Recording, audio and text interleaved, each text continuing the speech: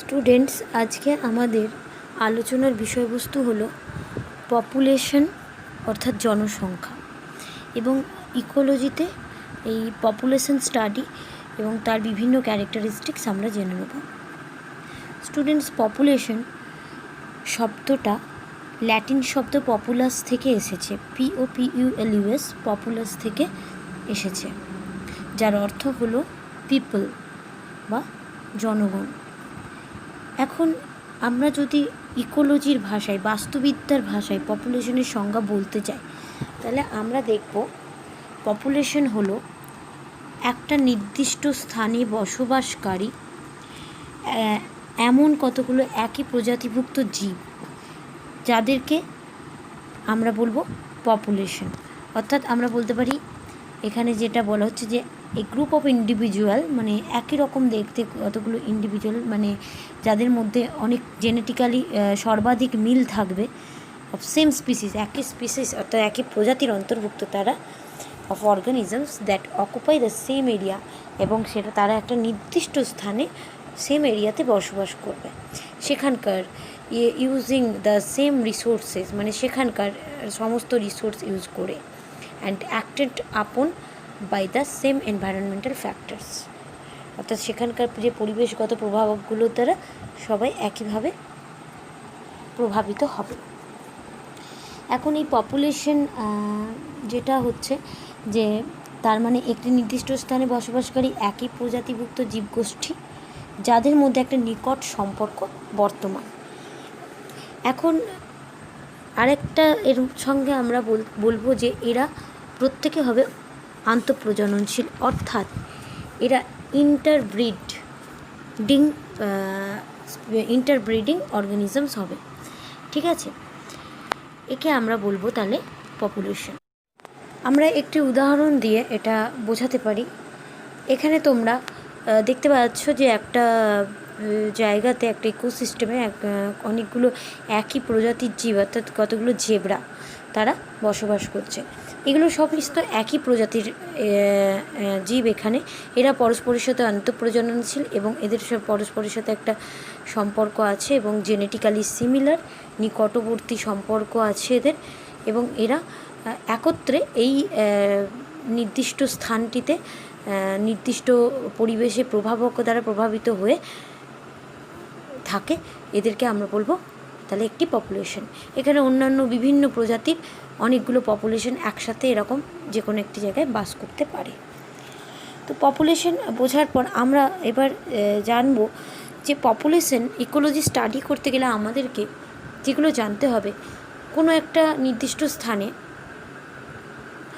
তার নির্দিষ্ট যে পরিবেশ আছে, পরিবেশের ইনফ্লুয়েন্স বা প্রভাবকগুলির দ্বারা প্রভাবিত হয়ে তার পপুলেশনের যে ডেন্সিটি বা পপুলেশনের ঘনত্ব, তার ডিস্ট্রিবিউশন, তার সাইজ, পপুলেশনের সাইজ কীভাবে পরিবর্তন হয় বা কীভাবে প্রভাবিত হয়, এবং তার সাথে আরেকটু জেনে নেব এজ স্ট্রাকচার এবং পপুলেশন গ্রোথ কার্ভ, এরকম নানা রকম পপুলেশনের ক্যারেক্টারিস্টিকগুলো আমরা জেনে নেব এই পপুলেশন ইকোলজি স্টাডির মাধ্যমে। ঠিক আছে, তার মানে আমরা জানবো ক্যারেক্টারিস্টিক্স অফ পপুলেশন, যেখানে প্রথমে আমরা জানবো পপুলেশন সাইজ, তারপরে পপুলেশন ডেন্সিটি, বিভিন্ন ধরনের ডিসপারশন প্যাটার্ন, আচ্ছা সারভাইভারশিপ কার্ভস, এবং পপুলেশন গ্রোথ কীভাবে হচ্ছে। এই রকম নানা রকম আলোচনার মধ্য দিয়ে আমরা জেনে নেব। স্টুডেন্টস, পপুলেশন হচ্ছে একটি ডায়নামিক কনসেপ্ট। পপুলেশনের ক্যারেক্টারিস্টিক্সগুলো জানতে গেলে আমরা দেখব কোনো একটা নির্দিষ্ট স্থানে পপুলেশন কখনো ফিক্স থাকে না, অর্থাৎ স্থির থাকে না। সে পপুলেশনের বৃদ্ধিটা কেমন করে হয়, অর্থাৎ পপুলেশন গ্রোথ কেমন হয়, তার পপুলেশনের সাইজের কীরকম চেঞ্জ হয়, তার ডেন্সিটি কীরকম হয় না হয়, সেখানে অনেক পপুলেশনে তাদের ডিসপারশনের একটা ব্যাপার আছে, এবং বিভিন্ন এজের স্পিসিস এক একটা পপুলেশনে থাকে, তার জন্য তাদের এজ স্ট্রাকচারগুলো কীরকম হয়, এই সমস্ত কিছু আমরা পপুলেশন ক্যারেক্টারিস্টিক্সের মধ্যে পাব। আমরা প্রথমে জেনে নেব পপুলেশন, বললাম যে পরিবর্তনশীল। তো এই পপুলেশন পরিবর্তনশীল হওয়ার জন্য এটা চারটে বিষয়ের ওপর, 4টে প্যারামিটারের ওপর এটা কিন্তু নির্ভরশীল। তোমরা এখানে একটি ছবি দেখতে পাচ্ছ, যেখানে পপুলেশনে 4 রকম ঘটনা ঘটতে পারে। একটি হলো ইমিগ্রেশনের বাংলা হলো অভিবাসন, মানে এখানে প্রজাতি বা স্পিসিস, কোনো নতুন স্পিসিস বাইরে থেকে যদি এন্ট্রি করে সেটাকে আমরা বলবো ইমিগ্রেশন। আর হচ্ছে পপুলেশন থেকে কোনো স্পিসিস বেরিয়ে যেতে পারে, কোনো অর্গানিজমস, হ্যাঁ, বা স্পিসিস, তো সেই বেরিয়ে যাওয়াটাকে বলবো আমরা ইমিগ্রেশন। তার মানে ইমিগ্রেশন হলে সেই পপুলেশনের গ্রোথ কী হবে, বাড়বে। আর যদি এমিগ্রেশন বা প্রবাসন হয় তাহলে সেই পপুলেশনের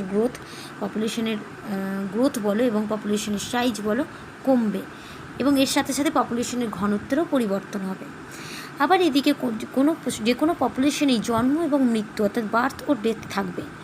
বার্থ হলে পপুলেশনে প্রজাতি আরও যুক্ত হবে অর্থাৎ অ্যাড হবে, তার জন্য পপুলেশনের সাইজ, গ্রোথ, ডেন্সিটি বাড়বে, এবং ডেথ হলে অপোজিটভাবে কমবে। তার মানে দেখা যাচ্ছে যে পপুলেশনে এইভাবে নানা রকমভাবে পপুলেশন চেঞ্জ হয়, এবং এটাকে আমরা একটি ফর্মুলা দ্বারা ব্যাখ্যা করতে পারি। সেটা হলো পপুলেশন সাইজ ইকুয়াল টু ন্যাটালিটি, অর্থাৎ ন্যাটালিটি মানে হচ্ছে বার্থ রেট, প্লাস ইমিগ্রেশন মানে সেখানে পপুলেশনে এক্সটার্নাল কোনো স্পিসিস আরও পপুলেশনে যোগ হচ্ছে, কোনো পপুলেশন সেখানে, তার জন্য ন্যাটালিটি প্লাস ইমিগ্রেশন এই দুটোই হচ্ছে প্লাস, তাদের টোটালটা মাইনাস মর্টালিটি মানে ডেথ রেট প্লাস ইমিগ্রেশন মানে পপুলেশন থেকে কিছু বেরিয়ে যাচ্ছে।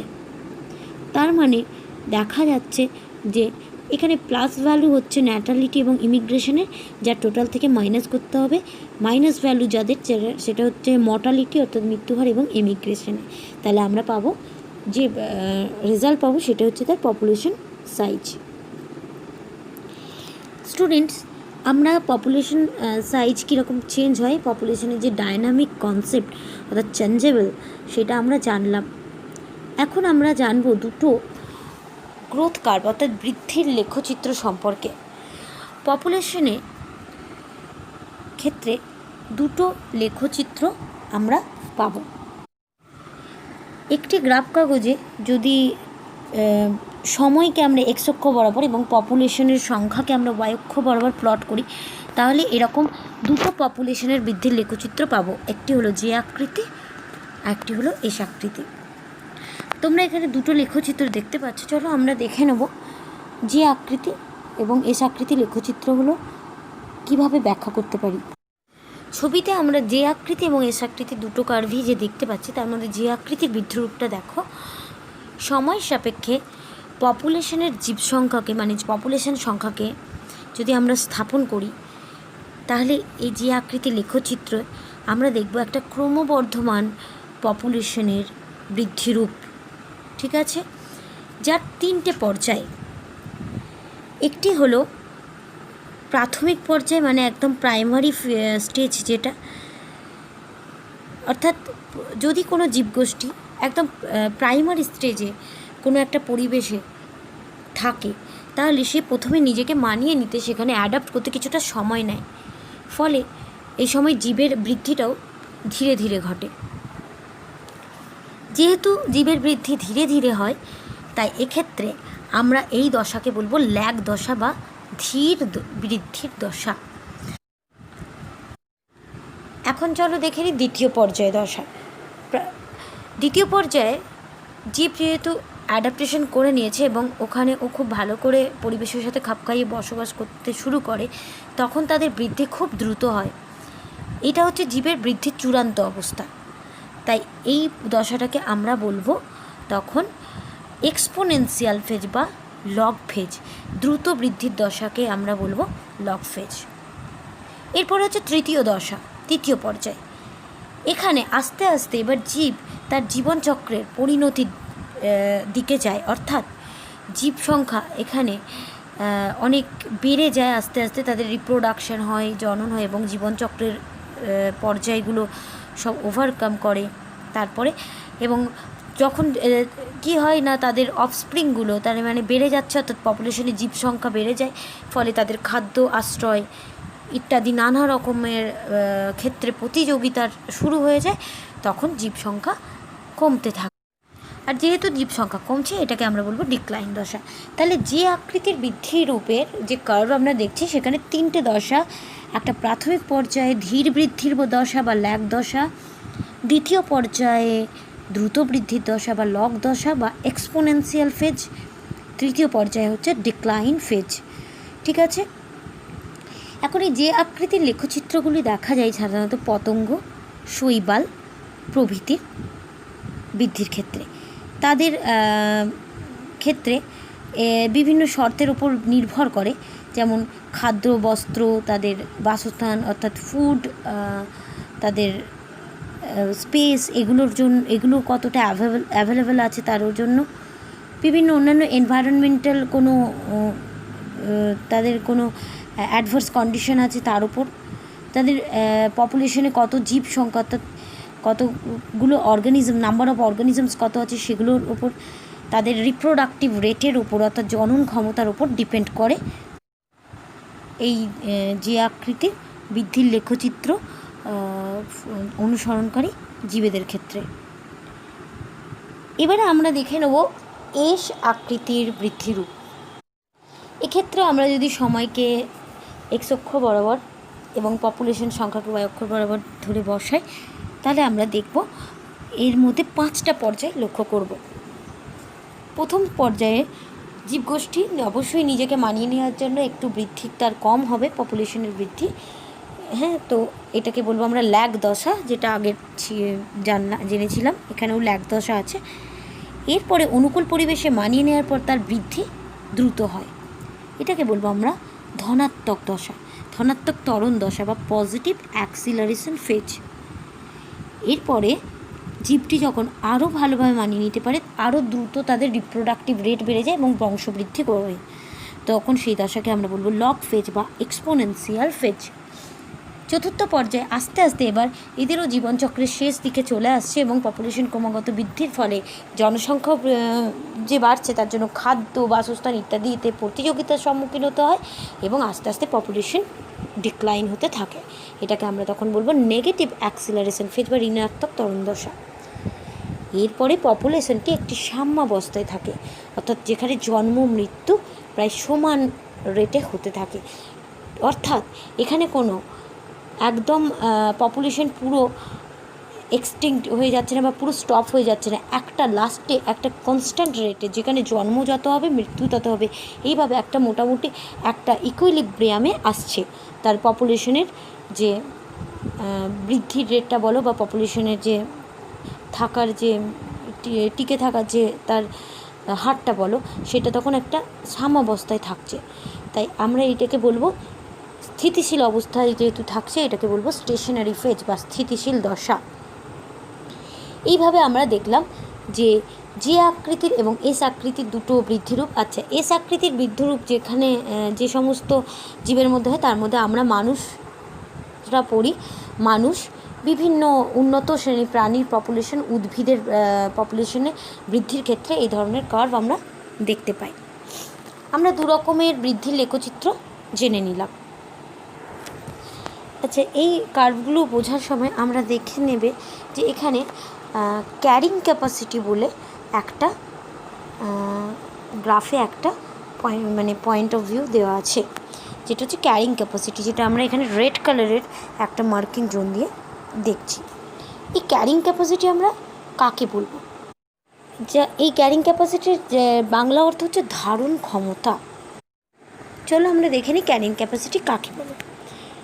ক্যারিং ক্যাপাসিটি হচ্ছে it is the maximum number of organism in a population, অর্থাৎ একটা পপুলেশনের সর্বোচ্চ সেই নাম্বারের অর্গানিজমস এটা যে supported by an ecosystem resources limiting factors, যা সেইখানে যে ইকোসিস্টেমের যে রিসোর্স আছে বা লিমিটিং ফ্যাক্টরসগুলো আছে তার দ্বারা সাপোর্ট হয়ে থাকতে পারে সর্বোচ্চ যে ম্যাক্সিমাম নাম্বার অফ অর্গানিজমসটা, তাকে আমরা বলবো ক্যারিং ক্যাপাসিটি। অর্থাৎ ওখানে যে food, water, space, another resources যেগুলো আছে সেইগুলোর জন্য কম্পিটিশন না করে, মানে কোনো রকম কম্পিটিশন হবে না, একদম খুব কমফর্টেবলি আরামদায়কভাবে সর্বোচ্চ যে সংখ্যায় জীব কোনো একটা নির্দিষ্ট স্থানে বসবাস করতে পারে, তাকে আমরা বলবো সেই স্থানটার ক্যারিং ক্যাপাসিটি। এবং এর যদি ওপরে চলে যায় জনসংখ্যাটা, কোনো পপুলেশনের কোনো অর্গানিজমসের নাম্বারটা যদি ক্যারিং ক্যাপাসিটির বেশি হয়ে যায়, তাহলে কিন্তু সেখানে কম্পিটিশন হবে এবং আস্তে আস্তে অর্গানিজমসরা এক্সটিংক্ট করতে থাকবে এবং অন্যরকম একটা ডিজাস্টারের সৃষ্টি হবে এবং পপুলেশন সাইজ তখন এফেক্ট হবে। তো একে আমরা বলবো ক্যারিং ক্যাপাসিটি। ক্যারিং ক্যাপাসিটি একটা খুব ইম্পর্টেন্ট ক্যারেক্টারিস্টিক, মানে এই গ্রোথ কার্ভগুলোতে আমরা দেখি যে প্রত্যেকটা এতে একটা নির্দিষ্ট ধারণ ক্ষমতা আছে প্রত্যেকটা পপুলেশনে।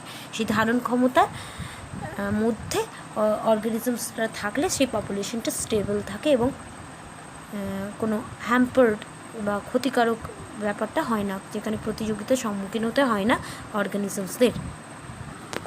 আচ্ছা, পপুলেশন সাইজকে এফেক্ট করে অর্থাৎ প্রভাবিত করে এরকম কতগুলো ফ্যাক্টর আমরা প্রথমেই জেনে নিয়েছিলাম। তার মধ্যে একটা হচ্ছে তার ন্যাটালিটি বা জন্মহার।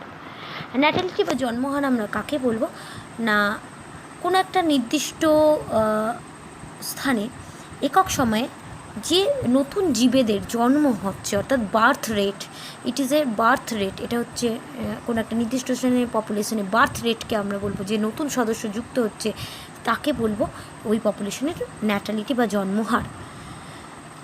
কোনো স্থানে ন্যাটালিটি বা জন্মহারকে আমরা ক্যাপিটাল বি দিয়ে লিখতে পারি এবং বি ইকুয়াল টু একক সময়ে নতুন জন্ম হওয়া সদস্যের সংখ্যা বাই গড় পপুলেশন।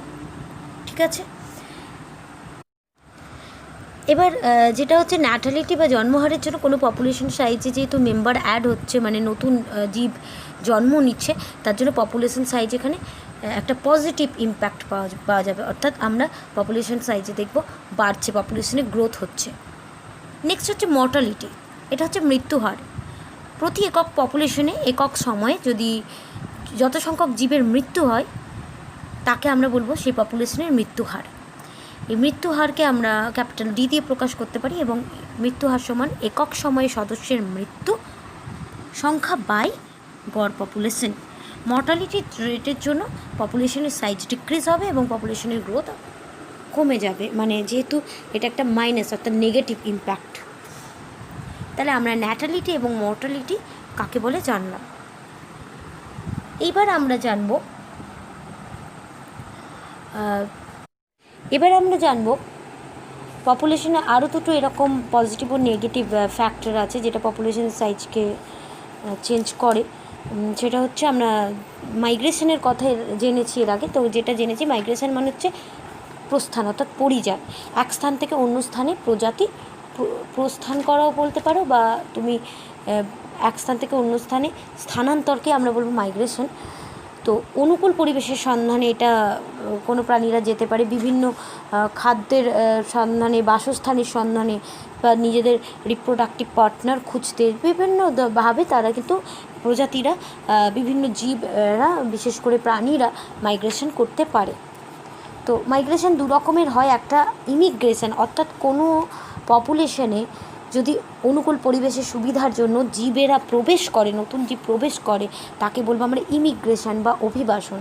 তার মানে এটা হচ্ছে ধনাত্মক একটি প্রভাব, যার জন্য পপুলেশনের সাইজ কী হবে, বাড়বে, মানে পপুলেশনের সাইজ যে পজিটিভ ইম্প্যাক্ট পড়বে এবং পপুলেশনের গ্রোথ হবে। আরেকটা হচ্ছে প্রবাসন বা এমিগ্রেশন, যেখানে হচ্ছে পপুলেশন থেকে জীবেরা বাইরে চলে যাচ্ছে, অন্যত্র চলে যাচ্ছে, অর্থাৎ এখানে পপুলেশন সাইজ ডিক্রিজ হবে। আমরা পপুলেশনের নেক্সট ক্যারেক্টারিস্টিক্স এবার একটি জানবো, সেটা হলো পপুলেশনের বিন্যাস বা পপুলেশন ডিস্ট্রিবিউশন। অর্থাৎ যদি একটি নির্দিষ্ট ভৌগোলিক পরিবেশের মধ্যে থেকে একটা পপুলেশনের মধ্যে কীরকম করে বিন্যাস হচ্ছে এইটা আমরা দেখতে চাই, তাহলে আমরা তিন ধরনের এরকম বিন্যাস দেখতে পারি, সেইটাকে আমরা বলবো পপুলেশন ডিস্ট্রিবিউশন। চলো ছবির মাধ্যমে আমরা এখানে দেখে নিই পপুলেশন ডিস্ট্রিবিউশন কীরকম হয় এবং এটা করকম প্রকারভেদ। পপুলেশনের বিন্যাস 3 প্রকারের হতে পারে। ছবিতে দেখতে পাচ্ছি 3 ধরনের ডিস্ট্রিবিউশন প্যাটার্ন পপুলেশনের। একটি হলো ক্লাম্পড বা একত্রিত বিন্যাস বা ক্লাম্পড ডিস্ট্রিবিউশন। আরেকটি হলো ইউনিফর্ম ডিস্ট্রিবিউশন বা সমসত্ব বিন্যাস বাংলাতে বলবো। একটা হলো র্যান্ডম ডিস্ট্রিবিউশন বা বিক্ষিপ্ত বিন্যাস। বাংলা কথাগুলো ভালো করে একটু অর্থ জানলেই বুঝতে পারবে নিশ্চয়ই যে ডিস্ট্রিবিউশন প্যাটার্নটা কীরকম। একত্রিত অর্থাৎ ক্লাম্পড, দেখতে পাচ্ছ এখানে বিভিন্ন জায়গায় ডটেড কিছু হোয়াইট ডট দিয়ে দেখিয়ে দেওয়া হয়েছে যে অর্গানিজমসরা ক্লাস্টার্ড অর্থাৎ একত্রিত হয়ে ক্লাম্পড হয়ে গুচ্ছে গুচ্ছে অবস্থান করছে। ইউনিফর্ম সেখানে দেখা যাচ্ছে যে অর্গানিজমসরা কী করছে না, একটা সমসত্ব বিন্যাস, এক্ষেত্রে পপুলেশনে জীবের বা সদস্যের বিন্যাসে একটা সামঞ্জস্য থাকে। ঠিক আছে, এরপরে হচ্ছে যে বিক্ষিপ্ত বিন্যাস। বিক্ষিপ্ত বা র্যান্ডাম ডিস্ট্রিবিউশন আমরা দেখতে পাচ্ছি যে এখানে একদম একটা হ্যাপাজেড ওয়েতে, অর্থাৎ এরা মানে সর্বত্র সমানভাবে না, কোথাও কম কোথাও বেশি, এইভাবে এরা বিন্যস্ত আছে। তোমরা প্যাটার্নটা দেখলেই বুঝতে পারবে।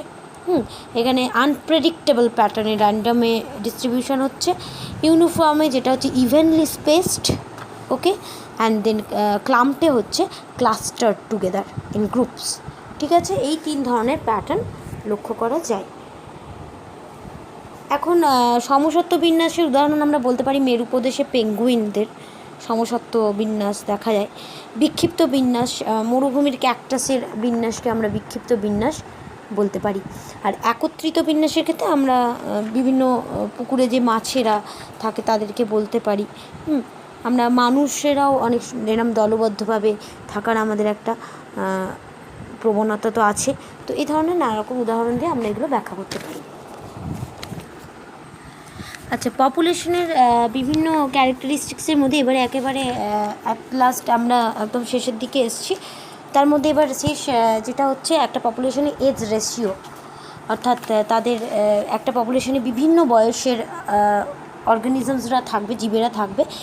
কেউ ইয়ং, কেউ চাইল্ড, কেউ এজড বা বৃদ্ধ। তো 3 রকমের এই ধরনের বয়সভিত্তিক সদস্য থাকে একটা পপুলেশনে। তো এই বয়স অনুযায়ী 3 প্রকার সদস্য সংখ্যাকে 3টে ক্যাটেগরিতে ভাগ করা হয়। একটি হলো কম বয়স্ক অর্থাৎ ইয়ং, পরিণত অর্থাৎ অ্যাডাল্ট, এবং বেশি বয়স্ক অর্থাৎ এজড।